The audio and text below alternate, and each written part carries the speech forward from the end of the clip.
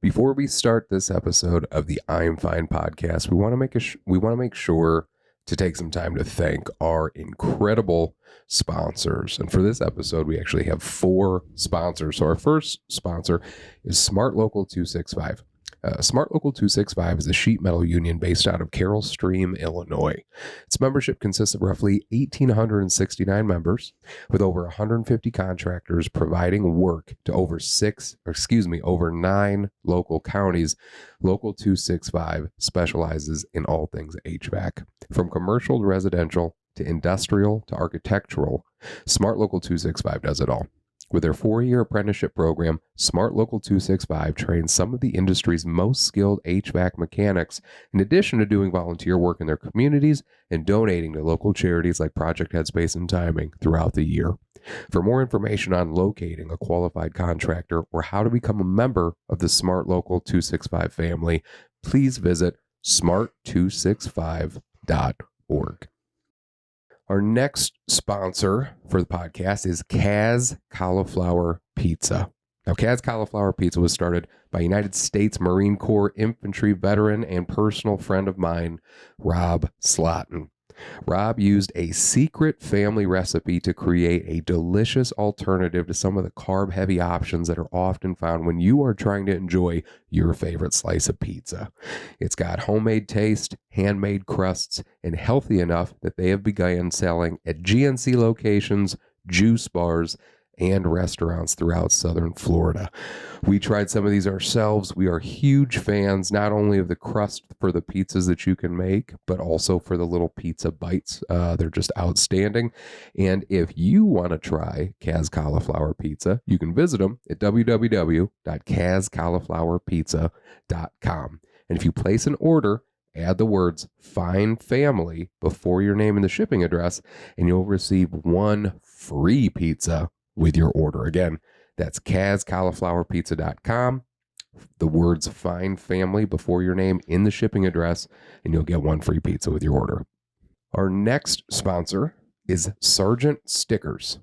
So you can boost your brand appeal with Sargent Stickers and create memorable experiences for your customers with their high-quality stickers and branded merchandise.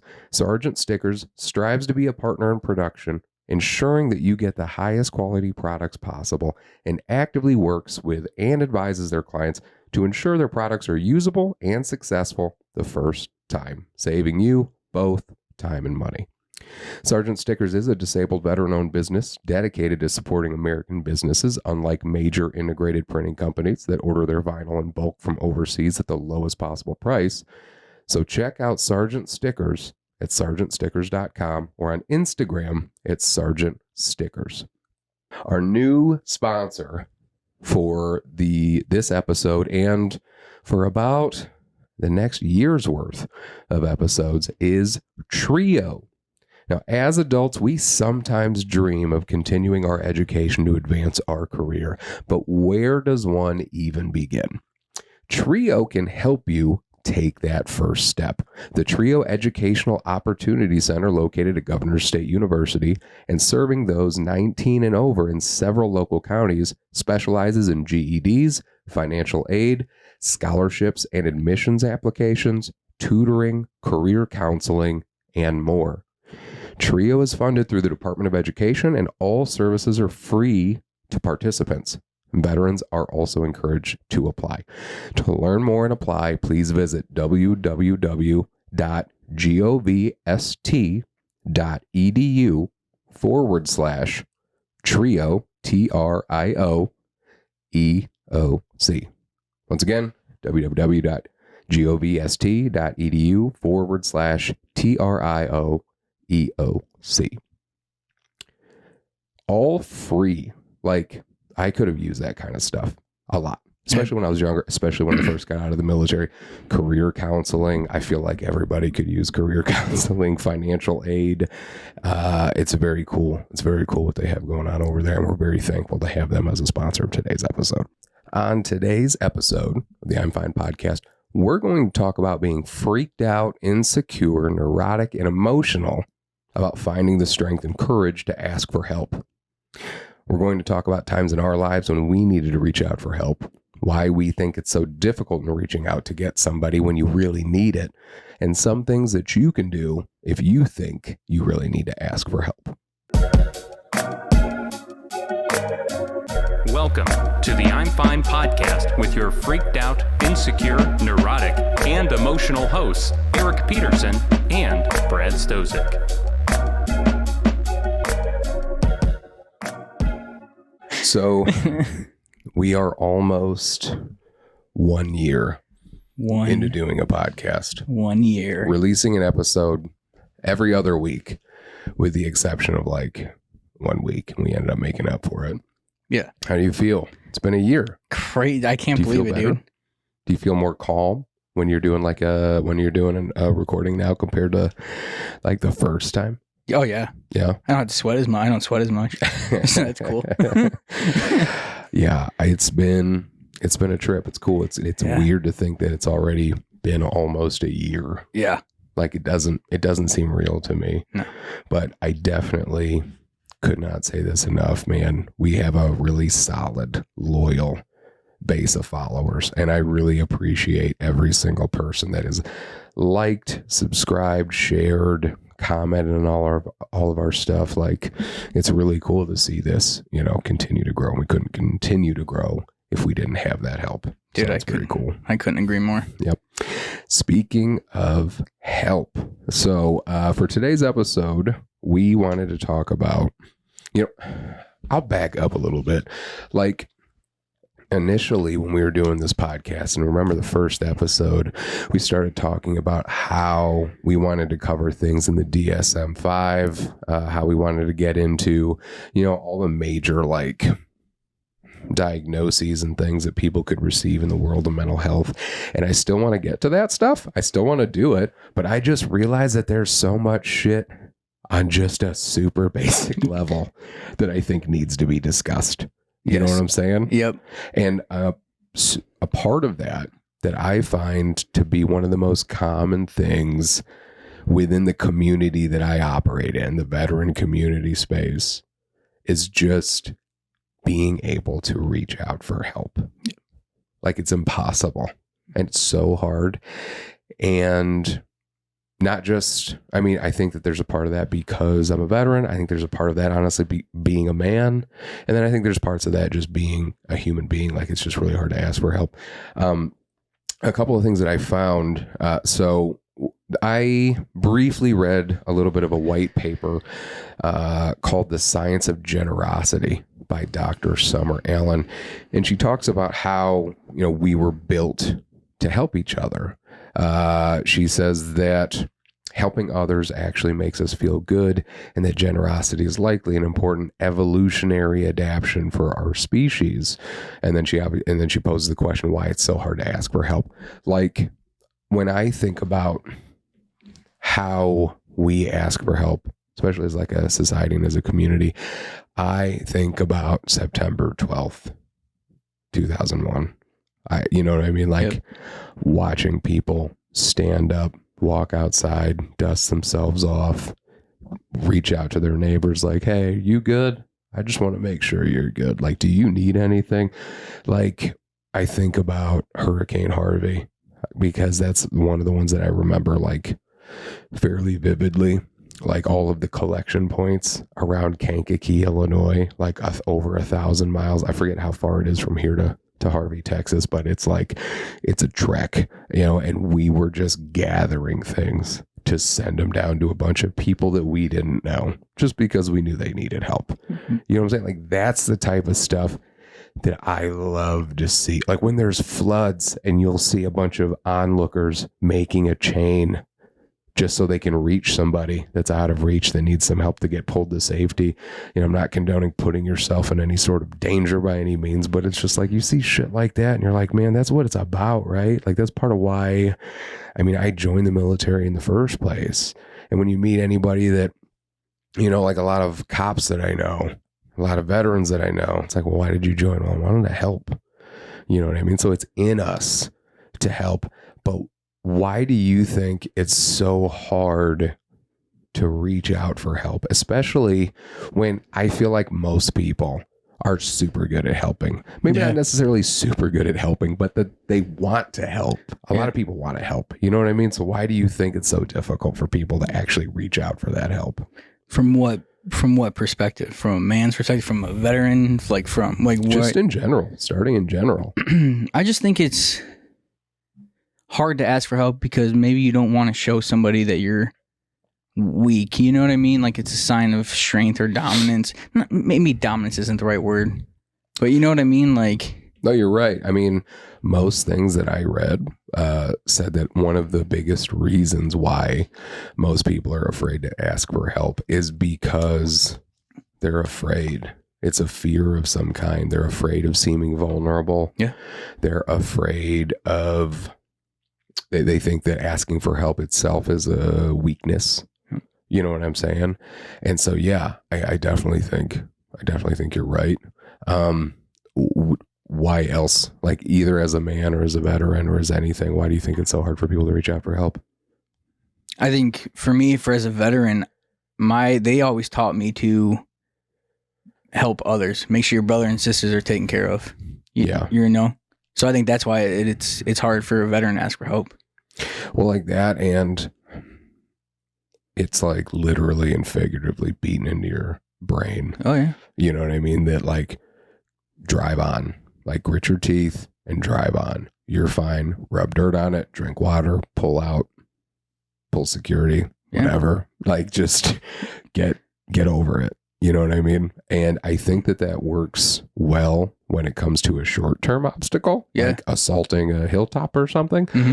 But I don't think it works as great for like, you know, life. Like, but it's crazy because we grew up in a time where our parents, or like at least mine sometimes, my dad used to ask me, "Are you a man or a mouse? Rub some dirt in it." So that started even before the military. Yeah, but I mean, the generations before us had that type of mentality. And I know older generations always criticize the younger ones, but I always feel like it's kind of unfair because we don't understand the younger generations and what they're going through. We just don't. It's a different world. We can act like we do, but we don't.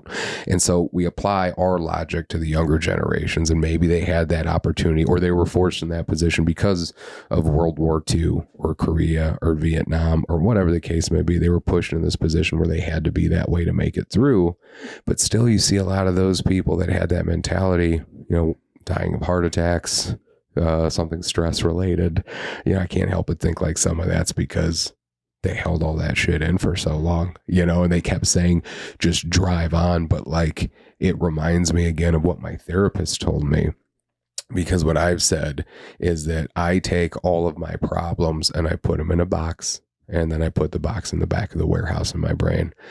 And as I told her that, and I've said this before, she was just like, you don't have that kind of control. Like, you can't just take a problem that you have and just say, I'm going to deal with this later. And then you put it with a billion other fucking boxes of problems. She was just like, what do you do when they all start leaking out? And there's nothing you can do to stop them anymore. And that's what's happened to me. That's what happened to me when I was having issues. And so I just think that it's incredibly important to know that you just can't have that.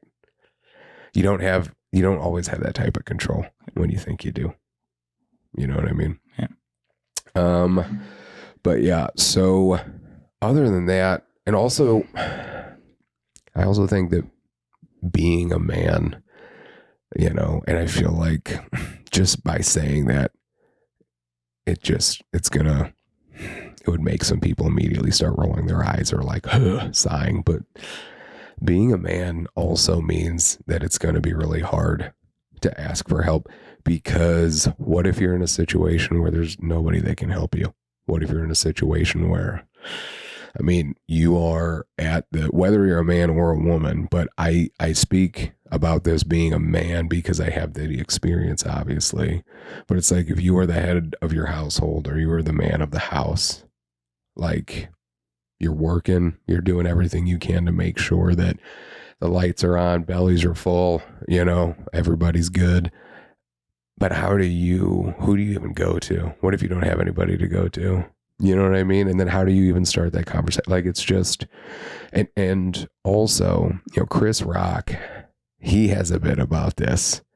I don't know if it necessarily fits so much here, but I did think he had quite a point to it where he said that men are only worth something if they can like prove their worth. Like he said that the only things that can be loved unconditionally are women, children, and dogs. And he said that men are loved on the condition that they are worth something. That's what he said. Or something along those lines. And I was like, yeah, so when you have to ask for help as a man, you feel like it's an immediate attack on your worth. You know what I mean? It's like, okay, well, I'm supposed to protect my family. I'm supposed to do this, and I can't, how do I get help for that? You know what I mean? It's all supposed to be my responsibility. I mean, do you ever feel that way? I do it all the time. Yeah. Yeah. Oh, yeah. And I feel like we'll probably get into it a little bit later, but being visually impaired makes it way more difficult. Well, I mean, the second that happened for you, did you just start saying, okay, I'm definitely going to need help. Hey, everybody, this is what's going on. I definitely need help. Or like, how did you even start asking for help when you had to go through something as dramatic as losing your vision? I started asking for help when a doctor made it official. The first time I heard my eye doctor say that I am legally blind. Mm-hmm. I think that's when I was like, well, how am I going to life, right? So I had an instructor from the blind center came to my house, and they kind of just gave me a quick rundown. I didn't get a cane yet because I was like, no, I don't need it. I don't need a cane. Yeah. I'm sorry. This was before the person came to my house. Okay. I was like, I don't need a cane. Well, I was using Amanda as a guide. So for those of you who don't know, you can visually impaired people can use a person as a guide, where you grab the person's elbow, and if the person steps down, you can feel them step. Yeah. And then if someone is, if you want them to go behind you, just go to a tight squeeze or something, you just move your arm to the back, and the person will follow your arm down and then know to get behind you. Mm-hmm. So we were doing that everywhere we went. And there would be times where she would forget because she had, we have Gavin and Nora, 2 little ones. They were much younger at this time. And she would just walk away. And I would just be like, So then finally somebody came. I had to. Dude, I couldn't get around anymore. Yeah. So I had to ask for help. So. Did it hurt your pride having to ask for help? At first, until I learned how to use the cane and realized how much independence I got back. Yeah. So. Yeah. I mean, I think that's one of the biggest holdups is like also being worried about it hurting your pride, because you feel like, again, when you ask for help, it's like a weakness. I mean, that's how some people feel. It's how I feel. Yeah. So according to an article in Self, how to ask for help when you need it, according to the experts, they mentioned that there's all sorts of reasons why people struggle to reach out for help. The fears are, fear of appearing weak or incompetent, being rejected, or burdening others. I was like, yeah, I mean, I definitely feel all that, especially the burdening others part too. I think that's a really big one, because it's like, I've had friends tell me this, where they say, actually, this was just told to me today. I was like, hey, yeah, I'm dealing with, so let me set this up. I was talking to my friends, one of my friends who was just going through kind of a hard time, and she'd been going through it for a while, and she hadn't said anything to me. And I was just like, why didn't you say anything to me about this? And she just said, well, I know you're busy and stuff, and I don't want to bother you with it. And I'm like, you're not bothering me with it, and you have that mentality that you're just bothering people, and people don't have time or don't care or they just don't want to deal with your problems. And I think that's what obviously that's one thing that keeps a lot of people from asking for help too. You know what I mean? Oh, for sure. Yeah. And then also, like, we met when you and I first met, you were kind of asking for help, would you say? Yeah. Oh, yeah, absolutely. A smidge. Like, what was happening at that time? Let me think. When was that? Probably a year and a half ago. I don't know. I think I was just alone, and I knew Jake Lamore, knew you, and I knew what you did, the work that you do. Yep. And I just reached out. But I think I was just alone. Yeah. And here we are, like a fucking year and a half later. Here we are. Doing podcasts. Yeah. You know what I mean? Yep. No, I'm glad that you reached out too, man. And I think it's good. And why did you get pushed to the point where you were finally like, I'm going to reach out for help now? I got to the point where I wasn't suicidal. Yeah. But I saw where I was like, okay, I understand why people would do that. You know what I mean? Yeah, it's almost like the ghost of Christmas future, like disease. Like you're sitting there looking at yourself and you're just like, okay, I know where this is going to go. Yeah. Like I'm not there yet, but if I keep on this road, that's where I'm going to fucking be. And you have to make a decision at that point. Do I want to continue to fall farther down before I realize that I can pick myself back up? Or do I want to just, be a little as proactive as I can and try to reach out for help? I think it's super important to do that because it's like, it's so hard to ask for help, but the one really empowering thing that I think people should be aware of is when you finally do reach out for help, I think there are times where you're going to be overwhelmed in a good way with the amount of help that you receive.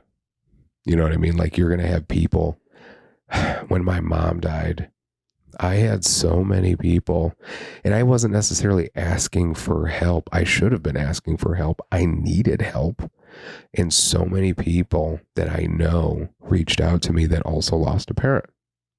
And they were just like, hey, I saw what happened. This is what, I dealt with this. This is what I did. Super helpful. And I also liked that because I didn't feel put on the spot. I didn't feel like, they were just coming at me and that I felt pressured to like respond. It was just beautiful to just, like you said earlier, to know that you're not alone. Because when you want to ask for help, you feel like you're alone. But the act of feeling alone, like that goes away usually once you ask for help. Now, I will say one thing that can happen, and again, I kind of bring this back to like, I don't know if this is just because of being a man, because of being a veteran. I mean, I'm sure a lot of females deal with a similar thing too, but it's just like there is an issue. There's something to be said about the person that keeps it inside for so long and then finally reaches out for help, but nobody listens at that point. Like everybody just kind of brushes it off. And I think that happens. I think that happens quite a bit. And I don't think it's because the people around that person don't give a shit about them. I think it's because when you're the strong person for so long, I think that people don't think you could be weak if you tried. And again, not saying that asking for help is weakness. I think it's a strength. But in this situation, you kind of just assume that, oh, that person never asks for help. They're always fine. And if they do ask for help, they're just messing around. Like they'll be fine. They'll get through it. But in actuality, a lot of those people have been holding it in for so long on their own. And they finally decide in that moment to reach out for help. And then they get shot down. Do you think they're going to go ask for help again? Like if they do, it's going to be a while. It's going to take a lot because the feeling of being vulnerable is one of the scariest things in the world, I think. We are so afraid to put ourselves out there and to be our genuine and authentic selves and to let somebody know, like, I am just not doing good right now. And I think about why that's such an issue and why we're so afraid. And I think part of that is, again, just looking weak, like being afraid to look weak and stuff like that. I don't know. What do you think? Yeah, I could agree with that. It's hard to like want to look, you know what I mean? Like you said, you don't want to look weak. Well, and so to like remedy that, at least as a person in your group of friends or family or whoever you have in your life, I think that like if you can just make sure that the way that you carry yourself is in a way where you are letting people know that you don't judge. I think that's the biggest thing in taking down that wall of being afraid to feel vulnerable. Because if you are afraid to feel vulnerable in front of me, and you know that I don't judge you at all for fucking anything, you're going to be a little more comfortable being vulnerable around me because you know I'm not going to judge you. That's the whole thing. And like, I always tell people when it comes to what we do at Project Headspace and Timing, and when it comes to what we do in the veteran space, my two most important things, we have to love every veteran unconditionally, and we have to not judge them. If we can do those two things, I think we can help out an overwhelming majority of them just by letting veterans know you're not judged here. We love you no matter what. Because then you may have the strength to ask for help. And I think in a lot of these situations, if you want to get that help and you want to get benefits out of getting help, it starts with you taking control of your situation and saying, I have the strength to ask for help because that's what I need in this moment. I mean, I think it's going to just set you on the right path to getting the help you need. You know what I mean? But so if you think you might need to ask for help, I wanted to find what I could find. And what I found was on Psychology Today, 4 tips to effectively ask for help. So the first one is to be concise and specific. So, I mean, yeah, that totally makes sense, right? Like, you're not just gonna be like, yo, I need help. And that's it. Like, you need to tell people what you need help with. So it says asking for and offering help can only be productive under one crucial condition: clear communication. Try to communicate your request as clearly and concisely as possible. There is no need to over-explain. Pause on that. I love that. I always agree. There's so many times in life where I feel like people are over-explaining. And I'm like, say less. Like, you already made your point. I get it. You get to a certain point in a conversation where when you over-explain, it starts to like take everything backwards. Yeah. You know what I'm saying? So like, I love that. Simply describe what the task is, why it matters, and how the person you're asking for, or how the person you're asking can contribute. So, I mean, like earlier today, I called you to pick you up for the podcast and you go, yes, can you help me move a basketball hoop? And I was like, what? But I was like, yeah, dude. I mean, you laid it out and you're like, I'm a couple blocks down. We're going to grab a basketball hoop. I need some extra help. Can you help me? And I was like, yeah, dude, no problem. You know what I mean? Just getting ready for this episode. That's what you were doing in that moment, buddy. Yep. Number 2, the second thing you can do not apologize.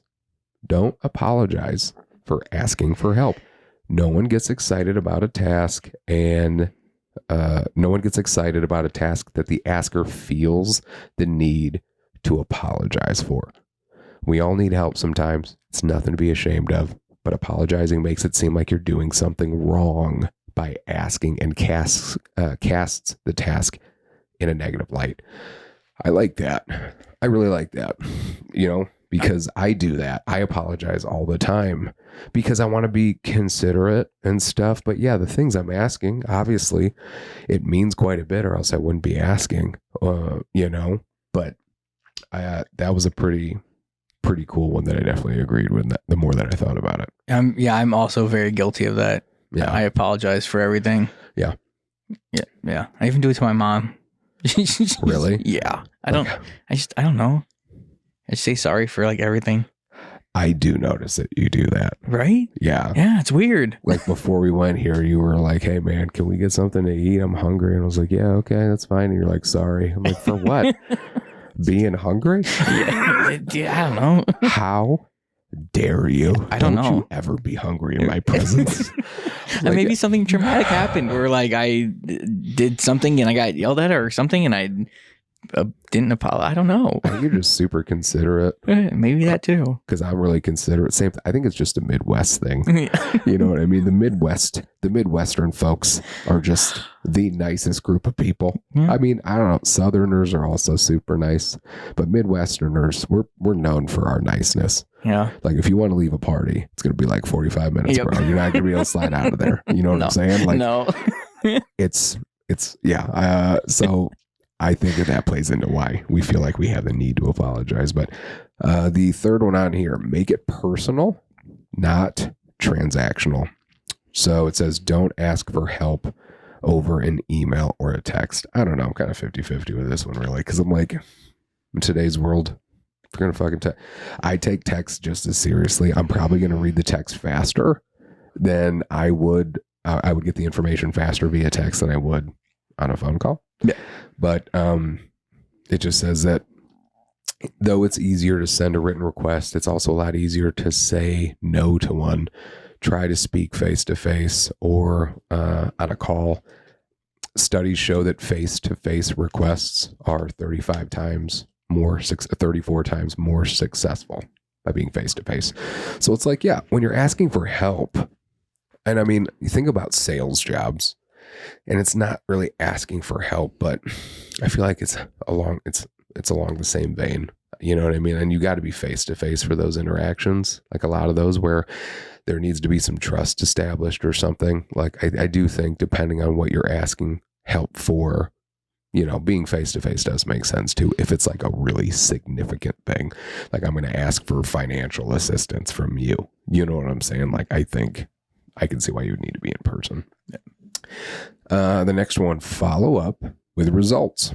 So beyond expressing your gratitude, you should follow up with the helper to share the tangible results of their aid.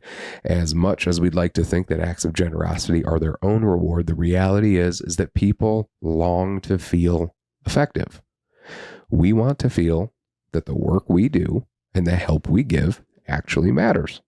So by, you know, if somebody does help you, thanking them for it, letting them know afterwards, hey, I appreciate, so here's a great example of that. Melanie, she always comes out to the festival, and she sets up shop. And she told me after the last festival, she said, hey, thank you for having me out there. I think she said like 4 new veteran referrals to utilize her services from it. And so that's like a perfect example. You know what I mean? Like she reached out to me to thank me, and then she told me, what came from that. And that made me feel great, because like hearing things like that make all the other stuff worth it. When you are a helper, people always say, how do you help the helper? And I think you help the helper by letting them know how they helped you. So like when somebody helps somebody else and you thank somebody the way that Melanie thanked me, that was such a beautiful compliment to give. You know what I mean? Because it wasn't about just me personally. It was about something that I had done, and I feel like that helps me feel like I'm a part of a bigger thing. And that's just really nice to do for somebody. So in my opinion, if you want to help the helper, let them know how they're helping. Yep. You know what I'm saying? And following up with the results. And now the other thing I looked into was on the SAMHSA website. So SAMHSA is Substance Abuse Mental Health Services Administration, and this was how to ask for help. They say on here, the first thing you should do is talk to somebody that you trust. Like, yeah, for sure. If this is about something that you're super vulnerable about, and you're uncomfortable and you don't know how to talk about it, you're going to want to talk about it to somebody that you really, really trust. Think about what you want specifically so you can be very clear in your request. Like we talked about earlier from that other article, the importance of clear communication. And then decide who you want to talk to. So do you want to talk to a family member? Would you feel better talking to a friend, a religious or spiritual leader, a healthcare professional support group? Or maybe if you don't have any of those things, you could talk to a helpline. You can call or text the number 988, and you can speak with a trained crisis counselor day or night. So, I mean, you think about who you want to talk to. Choose the right time and place. This is definitely important. Like, if you're going to talk to somebody, and I also think about, like, this kind of makes me think about my time as a private investigator also, because when I was doing like the high value investigations, I would be talking to somebody about something that made them feel extremely vulnerable, and to make them feel okay with opening up, set and setting were so important, like making sure that they're in a place where they feel comfortable. You know what I mean? Because if you want to talk to me about some real stuff that's going on, and I bring you to a super busy place where a lot of shit is happening all around, depending on the individual, I don't think you would feel super comfortable talking about what's wrong. You know what I'm saying? Or asking me for help, especially if I'm not giving you my undivided attention. You know, so definitely choosing the right time and place. Very, very important. This article suggests finding a place that's comfortable and private. Make sure you and the person you're asking for help from have the time for the conversation, because, and I think some of this comes back to when you finally ask for help and nobody takes you serious. Mm-hmm. I think part of that is like, well, if you're leaving for work and it is 8 a.m. and we live together, and I'm like, hey, and it's like, you leave for work at 8 a.m. and I say to you at 7:45 a.m. like, hey, I need help. Well, unless it's something that I really, really, really need assistance with right now. I mean, obviously mentally you're kind of like, I mean, can we talk about this later? Like, because you don't understand, you're preoccupied with your own life and your own thoughts, and you don't understand how severe this person asking for help, how severe of a situation this is. So you just kind of like chalk it up and you're like, yo, I got all this other stuff going on, and you don't really focus on it. So I think when you're asking for help, try, if you can, take that stuff into consideration too, because you're just helping yourself by giving the other person enough time to really like listen to what you have to say. So I think that's pretty important. And then how to talk about it. If you're anxious about what you have to ask for, take deep breaths.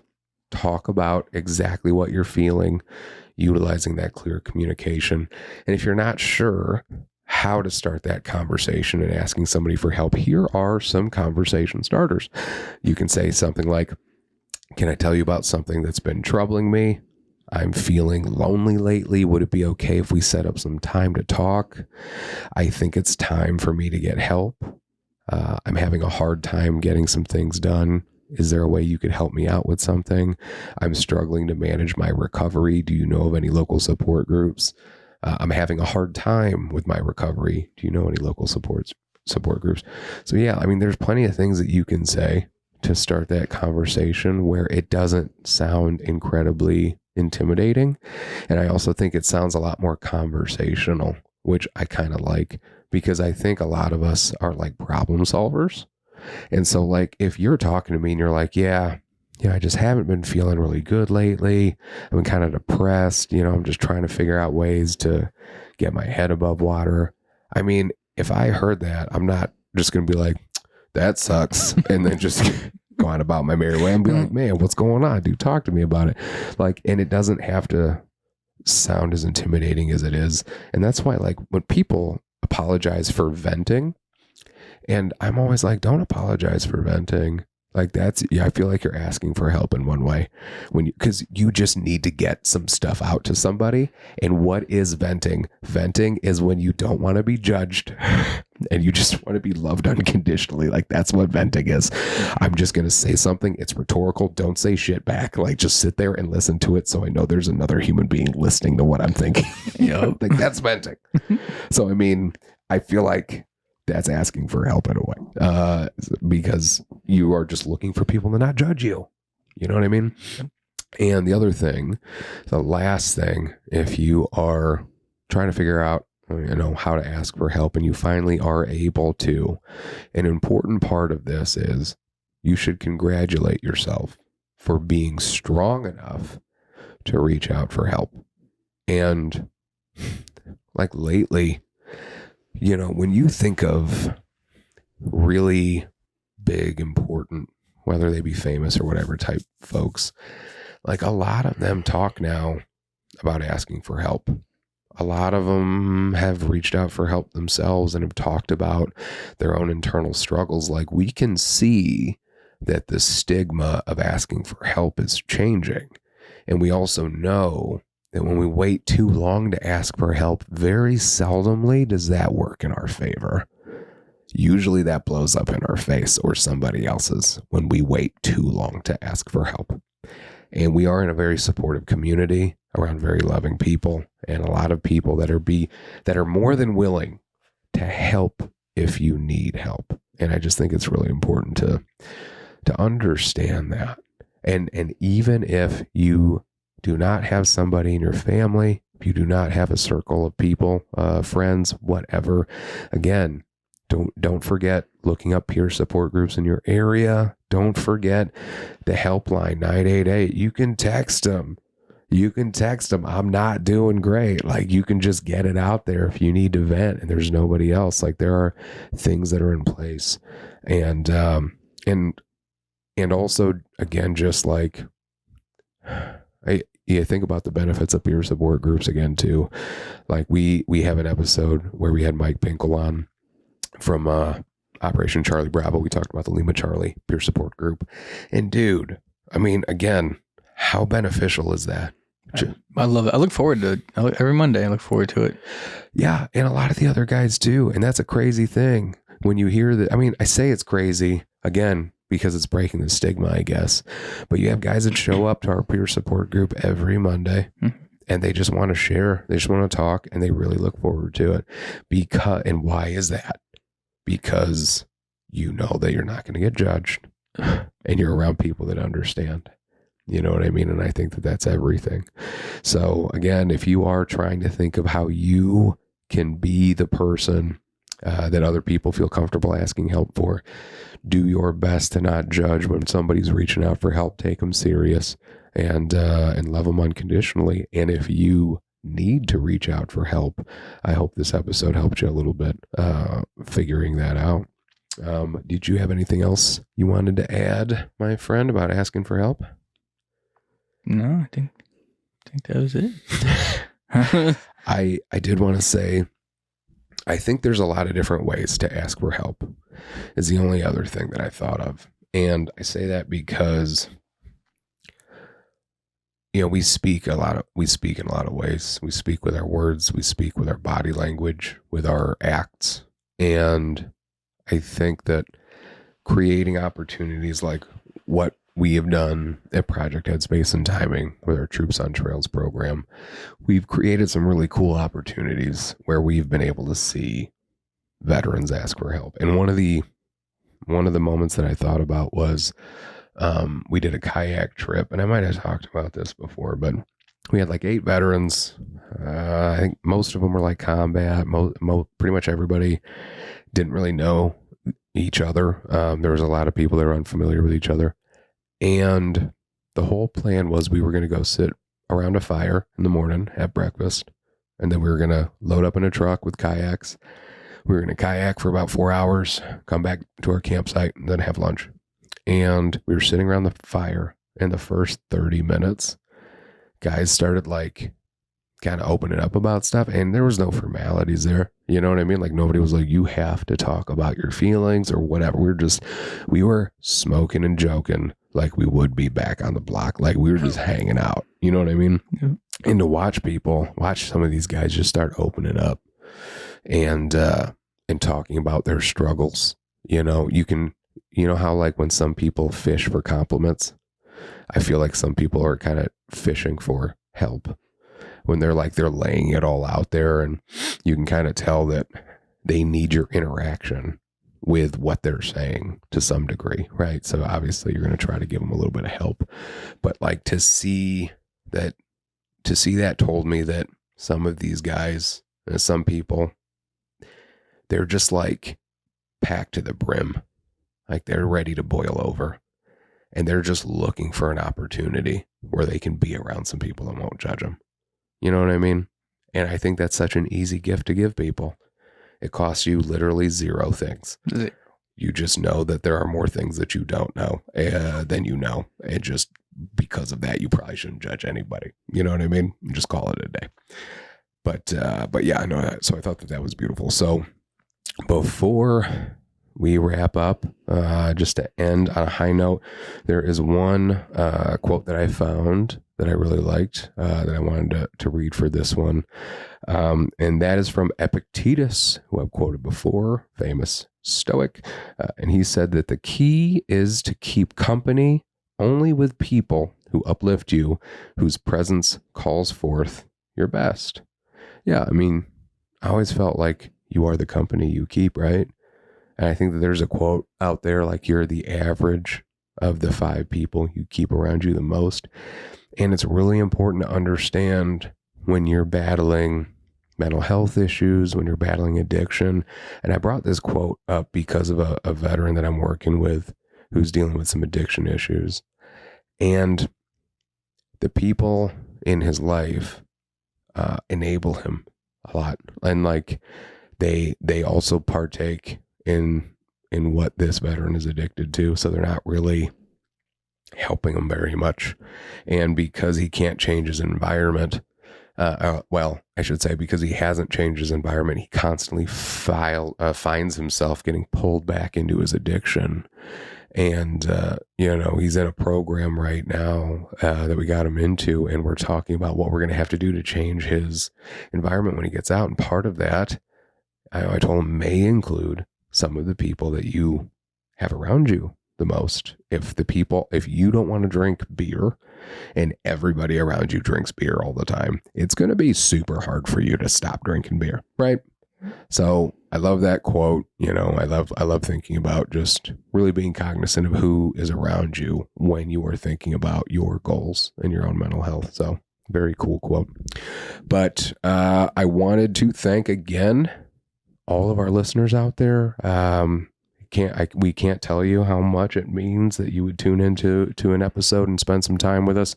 Another big thank you to our 4 sponsors for today's episode. That is Smart Local 265, Kaz Cauliflower Pizza, Sergeant Stickers, and Trio. Make sure you check the description if you download this episode, so you can find their links. If you have any other questions, just feel free to reach out to us. And just remember that you do not have to be afraid to reach out for help.